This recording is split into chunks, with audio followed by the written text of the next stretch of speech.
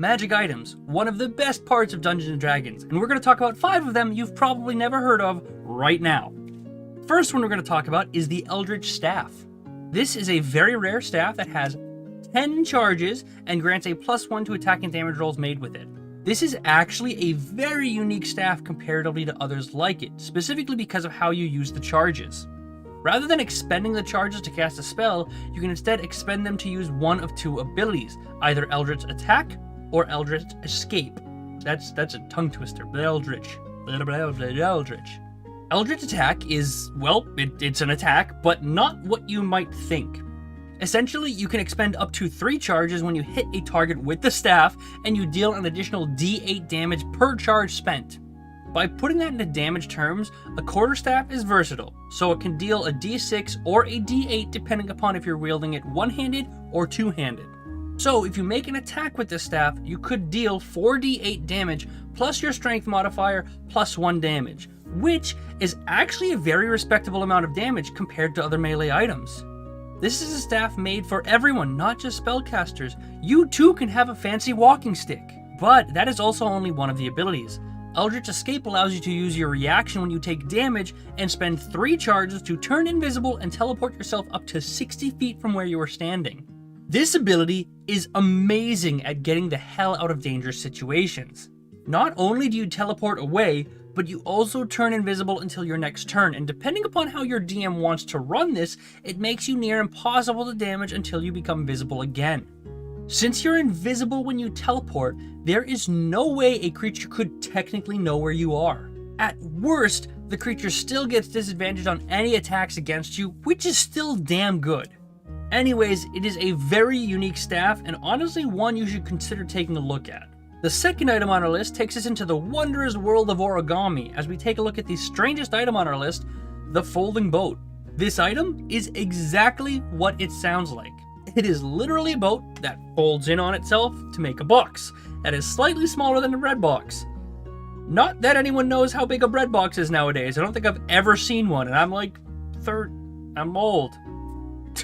Anyways, the box is 1 foot long, 6 inches high and deep, meaning that this box can fit into a standard backpack, although it might be a little bit snug. And the nicest thing about this box is that it only weighs 4 pounds, so it can also be easily carried without overburdening yourself.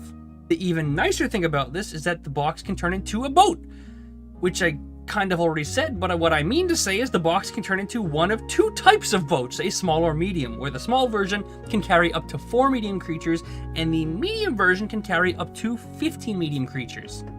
Now, the boat isn't exactly made for sailing on the open ocean per se, but it is a pretty unique item. All it takes is a simple command word to transform the box into a boat, or a boat into a box, as long as no one's on the boat. This is the exact kind of item I think of when I say the word niche. It isn't an item that is going to get an amazing amount of use, but I am sure the players will find a use for it.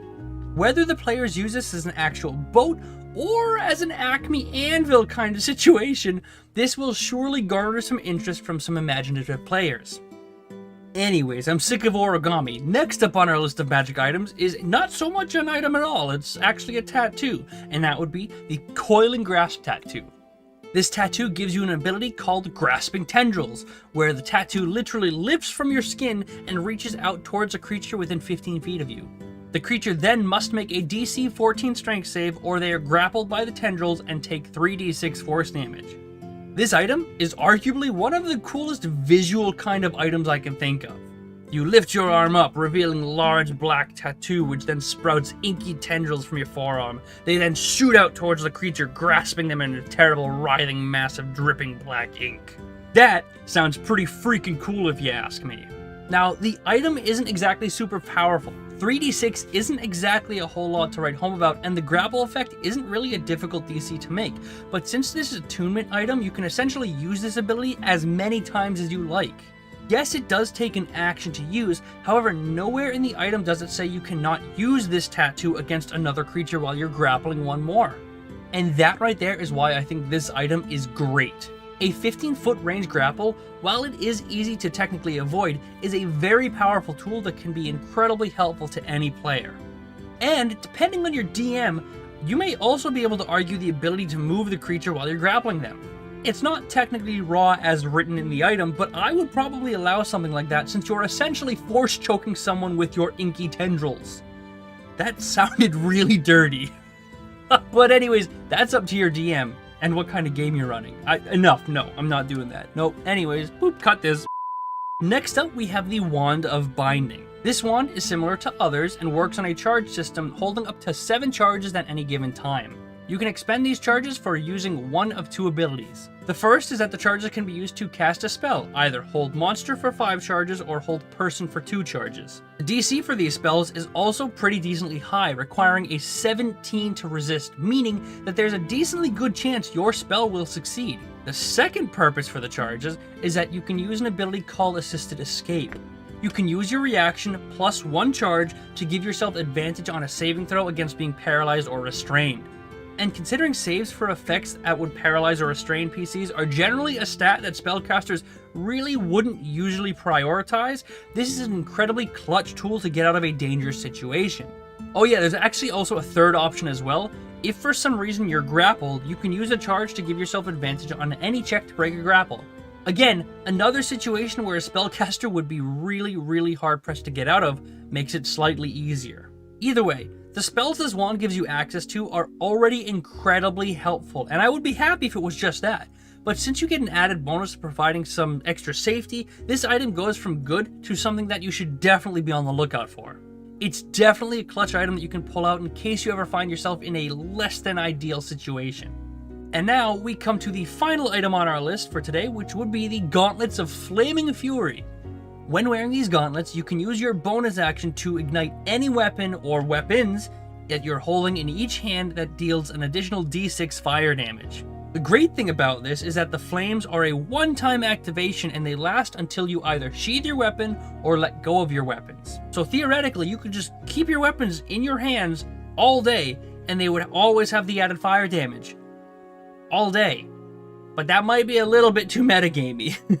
Anyways, this wording now, the wording on this item is a bit wibbly wobbly, timey-wimey because it says any weapon in your grasp, which makes it kind of up in the air if this works with unarmed strikes or natural weapons. Personally, I think it makes sense to work with both of them, but do know that this may be a point of debate between yourself and your DM, as technically it might not work as written.